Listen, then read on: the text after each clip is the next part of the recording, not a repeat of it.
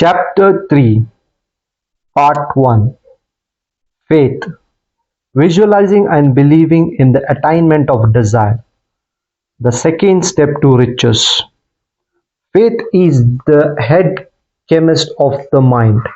When faith is blended with the vibration of thought, the subconscious mind instantly picks up the vibration, translates it into its spiritual equivalent, and transmits it to infinite intelligence. As in the case of prayer, faith, love, and sex are the most powerful of all the major positive emotions. When the three are blended, they have the effect of coloring the vibration of thought in such a way that it instantly reaches the subconscious mind, where it is changed into its spiritual equivalent, the only form that induces a response from infinite intelligence. Love and faith are psychic, related to our spiritual side. Sex is purely biological and related only to the physical. The mixing of blending of these three emotions has the effect of opening a direct line of communication between the finite, thinking mind and infinite intelligence. How to develop faith? Faith is a state of mind that may be induced or created by affirmation or repeated instruction to the subconscious mind through the principle of autosuggestion. As an illustration, consider the purpose for which you are presumably reading this book. The object is naturally to acquire the ability to transmute the intangible thought impulse of desire into physical counterpart, money, by the following the instruction laid down in chapter 3 on autosuggestion and chapter 11 on the subconscious mind. You may convince the subconscious mind that you believe you will receive what you are asked for. It will act upon that belief, passing back to you in the form of faith, followed by definite plans for procuring your goal. The method by which one develops faith where it does not already exist is extremely difficult to describe, almost as difficult, in fact, as it would be to describe the color of red to a blind man. Faith is a state of mind that you may develop at will after you have mastered the 13 steps to riches in this book. Making repeated affirmation to your subconscious mind is the only known method of developing the emotions of faith voluntarily. Perhaps the meaning may be made clearer through the following explanation as to the way people sometimes become criminals. Stated in the words of a famous criminologist, when people first come into contact with crime, they abhor it. If they remain in contact with crime for a time, they become accustomed to it and endure it. If they remain in contact with it long enough, they finally embrace it and become influenced by it. This is the equivalent of saying that any impulse of thought which is repeatedly passed on to the subconscious mind is finally accepted and acted upon. The subconscious mind proceeds to translate that impulse into its physical equivalent by the most practical procedure available. In connection with this, consider again the statement, all thoughts which have been emotionalized, given feelings and mixed with faith, begin immediately to translate themselves into their physical equivalent or counterpart. The emotions are the feeling portion of thoughts, are the factors that give thoughts vitality, life and action. The emotions of faith, love and sex, when mixed with any thought impulse, give it greater action than any of these emotions can do silently. Not only thought impulses which have been mixed with faith, but also those that have been mixed with any of the positive emotions or any of negative emotions may reach and influence the subconscious mind. From this statement, you will understand that subconscious mind will translate thought impulse of negative or destructive nature into its physical equivalent, just as readily as it will act upon thought impulse of as a positive or constructive nature. This accounts for the strange phenomenon so many millions of people experience, referred to as misfortune or bad luck. Millions of people believe themselves doomed to poverty and failure because of some strange force over which they believe they have no control. They are the creators of their own misfortunes because of this negative belief, which is picked up by the subconscious mind and translated into its physical equivalent. This is an appropriate place at which to suggest again that you may benefit by passing on to your subconscious mind any desire that you wish translated into physical or monetary equivalent. in a state of expectancy or belief that the transmutation will actually take place. Your belief or faith is the element that determines the action of your subconscious mind. There is nothing to hinder you from deceiving your subconscious mind when giving it instruction through autosuggestion. As I deceived my son's subconscious mind to make this decide more realistic, conduct yourself just as you would if you were already in possession of the material things which you are demanding. When you call upon your subconscious mind, the subconscious mind will transmute into its physical equivalent. By the most direct and practical media available, any order given to it in state of belief or faith that the order will be carried out. Surely enough has been stated to give a starting point from which one may, through experiment and practice, acquire the ability to mix faith with any order given to the subconscious mind. Perfection will come through practice. It cannot come by merely reading instructions. If it is true that one may become a criminal by association with crime, and this is known fact, it is equally true that one may develop faith by voluntarily suggesting to the subconscious mind that one has faith.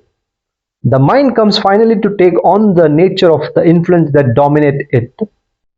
Understand this truth and you will know why it is essential for you to encourage the positive emotions as dominating forces of your mind and discourage and eliminate negative emotions.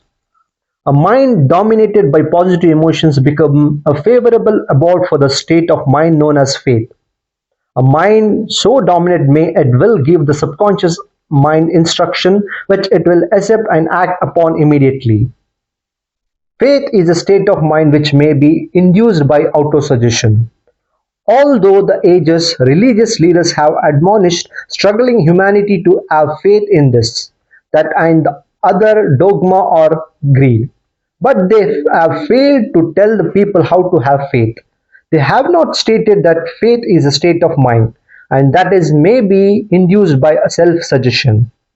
In language any normal human being can understand, we will describe all that is known about the principle through which faith may be developed, where it does not already exist. Have faith in yourself, faith in the infinite. Before we begin, you should be reminded again that faith is the eternal elixir which gives life, power, and education to impulse of thought. The foregoing sentence is worth reading a second time, and third, and fourth. It's worth reading aloud. Faith is the starting point of all accumulation of riches. Faith is the basis of all miracles and mysteries that cannot be analyzed by the rules of science. Faith is the only known antidote to failure. Faith is the element, the chemical which when mixed with prayer gives one direct communication with infinite intelligence. Faith is the element that transforms the ordinary vibration of thought created by the finite mind of man into the spiritual equivalent. Faith is the only agency through which the cosmic force, infinite intelligence can be harnessed and used. Every one of the foregoing statement is capable of proof. The proof is simple and easily demonstrated. It was wrapped up in the principle of autosuggestion. Let us center our attention, therefore, upon the subject of self-out-suggestions and find out what is capable of achieving. It is a well-known fact that one comes finally to believe whatever one repeats to oneself. Whether the statement be true or false, if a person repeats a lie over and over, the lie will eventually be accepted as truth. Moreover, it will be believed to be the truth. Each of us is what we are because of the dominating thoughts we permit to occupy our minds. Thoughts which are deliberately placed in our own mind and encouraged with sympathy and with which are mixed any one or more of the emotions constitute the motivating forces. These factors direct and control our every movement, act, and deed. Thoughts which are mixed with any of the feelings or emotions constitute a magnetic force which attracts from the vibration of the ether other similar or related thoughts. A thought thus magnetized with emotions may be compared to a seed that, when planted in fertile soil, germinates, grows, and multiplies itself over and over again, until that one small seed becomes countless millions of seeds of the same brand. The ether is great cosmic mass of eternal forces of vibration. It is made up of both destructive vibration and constructive vibrations. It carries at all times vibration of fear, poverty, disease, failure, misery, and vibration of prosperity, health, success, and happiness. It does this just as surely as it carries the sound of hundreds of orchestration of music and hundreds of human voices, all of which maintain their individuality and means of identification through the medium of radio. From the great storehouse of the ether, the human mind is constantly attracting vibration that harmonize with that which dominates the mind. Any thought, idea, plan, or purpose which one holds in one's mind attracts from the vibration of the ether a host of its relatives. It adds these relatives to its own force and grows until it becomes the dominating, motivating master of the individual in whose mind it has been housed. Now let us go back to the starting point and find out how the original seed of an idea, plan, or a purpose may be planted in the mind. The information is easily conveyed. An idea, plan, or a purpose may be placed in the mind through repetition of thought. This is why you are asked to write out a statement of your major purpose, a definite chief aim, commit it to the memory and repeat it in audibly words day after a day until these vibrations of the sound have reached your subconscious mind. We are what we are because of the vibration of thought that we pick up and register through the stimuli of our daily environment. Resolve to throw off the influence of any unfortunate environment and to build your own life to order. Taking an inventory of mental assets and liabilities, you will discover that your greatest weakness is lack of self confidence. This handicap can be surmounted and timidity translated into courage through the aid of the principle of autosuggestion. The application of this principle may be made through a simple arrangement of positive thoughts, impulses stated in writing, memorized and repeated until they become a part of the working equipment of the subconscious faculty of your mind. Self-confidence formula. Number 1. I know that I have the ability to achieve the object of my definite purpose in life. Therefore, I deemed of myself persistent, continuous action towards its attainment, and I here and now promise to take such action. Number 2. I realize the dominating thoughts of my mind will eventually reproduce themselves in outward physical actions and gradually transform themselves into physical reality. Therefore, I will concentrate my thoughts for 30 minutes daily upon the task of thinking of the person I intend to become, thereby creating in my mind a clear mental picture of that person. Number 3. I know through the principle of autosuggestion that any desire I persistently hold in my mind will eventually seek expression through some practical means of attaining the object. Therefore, I will devote 10 minutes daily to demanding of myself the development of self confidence. Number 4. I have clearly written down its description of my definite chief aim in life. I will never stop trying until I have developed sufficient self confidence for its attainment. Number 5. I fully realize that no wealth or position can long endure unless built upon truth and justice. Therefore, I will engage in no transaction that does not benefit all whom it affects.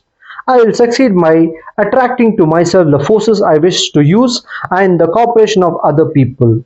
I will induce others to serve me because of my willingness to serve others. I will eliminate hatred, envy, jealousy, selfishness, and cynicism by developing love for all humanity because I know that a negative attitude towards others can never bring me success. I will cause others to believe in me because I will believe in them and in myself. I will sign my name to this formula, commit it to the memory, and repeat it aloud once a day, with full faith that it will gradually influence my thoughts and actions so that I will become a self reliant and successful person. Underpinning this formula is a law of nature that no one has yet been able to explain. It has baffled the scientists of all ages. Psychologists have named this law autosuggestion and let it go at that.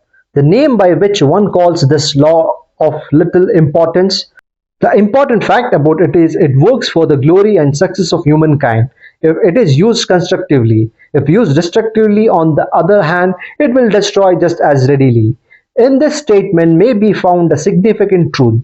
Those who go down in defeat and end their lives in poverty, misery, and distress do so because of negative application of the principle of autosuggestion. The cause may be found in that fact that all impulses of thoughts have a tendency to clothe themselves in their physical equivalent. The subconscious mind, the chemical laboratory in which all thoughts, impulses are combined and made ready for translation into physical reality, makes no distinction between constructive and destructive thought impulses. It works with the material we feed it through our thought impulses. The subconscious mind will translate into reality a thought driven by fear just as readily as it will translate into reality a thought driven by courage or faith. The pages of medical history are rich with illustration of cases of suggestive suicide. A person may commit suicide through negative suggestion, just as effectively as by any other means. In a Midwestern city, a bank official named Joseph Grant borrowed a large sum of the bank money without the consent of the directors. He lost the money through gambling. One afternoon, the bank examiner came and began to check the accounts. Grant left the bank and took a room in local hotel. When they found him 3 days later, he was lying in bed, wailing and moaning, repeating over and over these words: "My God, this will kill me. I cannot stand the disgrace." In a short time, he was dead. The doctors pronounced the case one of the mental suicide. Just as electricity will turn the wheels of industry and provide useful service if used constructively, or snuff out life if wrongly used, so will the law of autosuggestion lead you to peace and prosperity or down into the valley of misery, failure, and death. It all depends on your degree of understanding and application of it.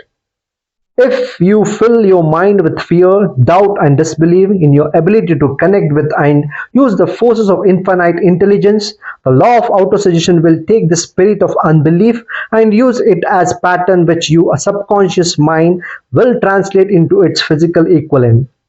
This statement is as true as the statement that 2 and 2 are 4. Like the wind that carries one ship east and another west, the law of autosuggestion will lift you up or pull you down, according to the way you set your sails of thought. The law of autosuggestion through which any person may rise to altitudes of achievement that stager the imagination is well described in the following verse. If you think you are beaten, you are. If you think you dare not, you don't. If you like to win but you think you can't, it is almost certain you won't. If you think you will lose, you are lost. For out of the world we find, success begins with a person's will. It's all in the state of mind. If you think you are outclassed, you are. You have got to think high to rise. You have got to be sure of yourself before you can ever win a prize. Life's battles don't always go to the stronger or faster man, but soon or late the one who wins is the one who thinks he can. Observe the words which have been emphasized, and you will catch the deep meaning the poet had in mind. Somewhere in your makeup, perhaps in the cells of your brain, lies sleeping the seed of achievement. If aroused and put into action, this would carry you to heights such as you may never have hoped to attain. Just as master musician may cause the most beautiful strain of music to pour forth from the strings of violin, so may you arouse the genius which lies asleep in your brain and cause it to drive you upward to whatever goal you may wish to achieve. Abraham Lincoln was a failure at everything he tried until was well past the age of 40. He was a Mr. Nobody from nowhere until a great experience came into his life, aroused the sleeping genius with his heart and brain, and gave the world one of its really great men. That experience was mixed with the emotions of sorrow and love. It came to him through Anne Rutledge, the only woman he ever truly loved. It is a known fact that the emotions of love is closely akin to the state of mind known as faith. Love comes very near to translating one's thought impulses into their spiritual equivalent. During his research, the author discovered from the analysis of the work and achievement of hundreds of men outstanding accomplishment that there was the influence of women's love behind nearly every one of them. The emotions of love in the human heart and brain creates a favorable field of magnetic attraction. This causes an influx of the higher and finer vibration that are afloat in ether. Let us consider the power of faith, as it was demonstrated by a man well known to all of civilization, Mahatma Gandhi of India. In this man, the world experienced one of the most outstanding examples of possibility of faith.